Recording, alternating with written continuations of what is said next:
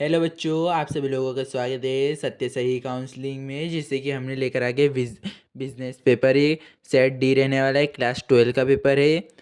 तो चलते हैं हम इसके क्वेश्चनों की तरफ। पहला क्वेश्चन रहने वाला है हमारा, रिक्त स्थान की पूर्ति की करके लीजिए। पर्यवेक्षक प्रबंध का सबसे निम्न स्तर का होता है।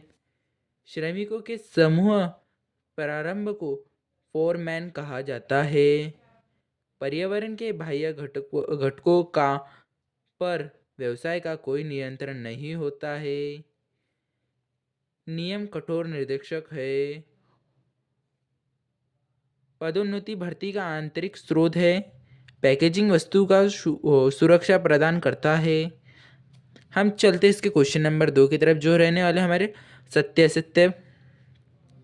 पहला रहेगा, भावात्मक पर्यावरण व्यवसाय पर्यावरण का एक अंग होता है। ये रहेगा हमारा असत्य। प्रबंध के सिद्धांत सामान्य मार्गदर्शन है, यह है हमारा सत्य। पूंजी संरचना का आशय स्थायी पूंजी से है, यह असत्य। ग्राहक संतुष्ट विपणन की आधुनिक विचारधारा है, यह हमारा है सत्य। उपभोक्ता को अपने अधिकारों का प्रयोग नहीं करना चाहिए, है असत्य।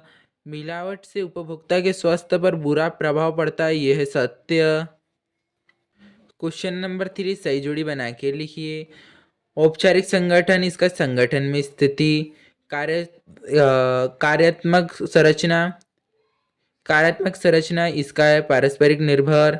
विकेंद्रीयकरण इसका शीघ्रस्थ निर्णय।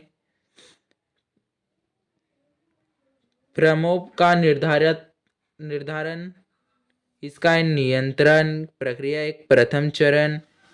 प्रबंधकीय अक्षण इसका आधुनिक नियंत्रण तकनीकी। नियोजन एक नियंत्रण है, इसका कर्मचारियों में अनुशासन। नियंत्रण का एक लाभ है, यह प्रभावपूर्ण नियंत्रण। हम चलते इसके क्वेश्चन नंबर 4 की तरफ, जो रहने वाला है एक वाक्य में उत्तर दीजिए। प्रबंध का सिद्धांत कहाँ कहाँ लागू होता है? सभी प्रकार के संगठनों में। वैश्वीकरण का अर्थ होता है वैश्विक अर्थव्यवस्था की एकांकरण।